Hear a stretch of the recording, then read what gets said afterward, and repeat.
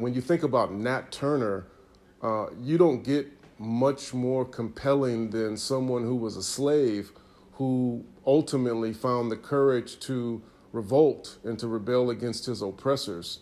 That story alone is powerful, it's riveting, and I love the honesty of it.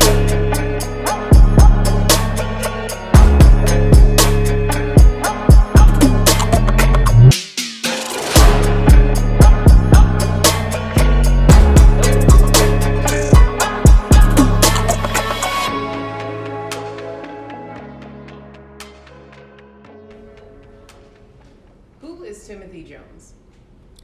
Timothy Jones is a Renaissance man, a man of many talents, but at the end of the day, I'm just an artist and I like to tell stories. What was your vision for the play?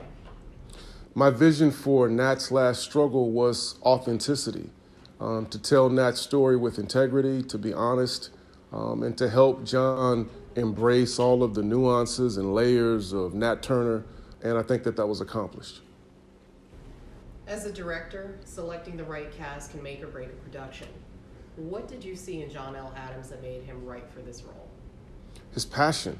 The executive producer, April Dobbs, showed me a reel, and I saw John L. Adams go toe-to-toe with Lou Gossett Jr. in The Dead Zone. And to see the veins popping out of his neck, and for him to be standing by a legendary icon, an Oscar award-winning actor, not only did he hold his own, but he killed that scene, and we knew that he could do the job. One of the unique aspects about this production was directing long distance. How did having to direct your actor thousands of miles away stretch you as a director? It was hard, okay? It was very challenging. We made it work.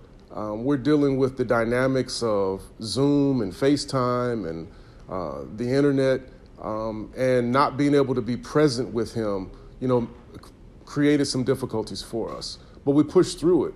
The key to getting through it was open communication, because I couldn't physically be there on stage with him or be in the same room with him. So we had to be very honest with each other about what was working and what wasn't working, but we made it possible. Being an actor yourself, what types of insight are you able to bring to the table as a director? Being an actor with primarily 20 years of theater experience was an asset for me because it gave me instant credibility with John. And that enabled me to be an asset to him because I can relate to what he was going to go through. He's a brilliantly trained television actor, and so he was able to listen to my insight and trust my experience.